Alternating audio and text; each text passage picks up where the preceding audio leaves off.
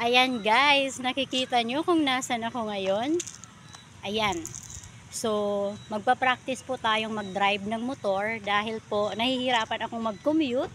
Lagi akong nalilate and at the same time po, wala lang, para ma-experience ko naman yung kaya nga ng iba, 'di ba? Tsaka yung mga pinsan mahilig sa ano, alam mo yung sports ng lalaki, pero parang parang naisip ko lang na siguro kailangan matutunan ko rin yung bagay na to. So, gusto kong matutong mag-drive ng motor and in the future, baka sakaling makabili ng motor, at least alam ko na siyang imaneho or i-drive. Ayan. Ito po yung gagamitin nating motorsiklo guys. Wala akong taga-video. Yung pinsan ko hindi natuloy.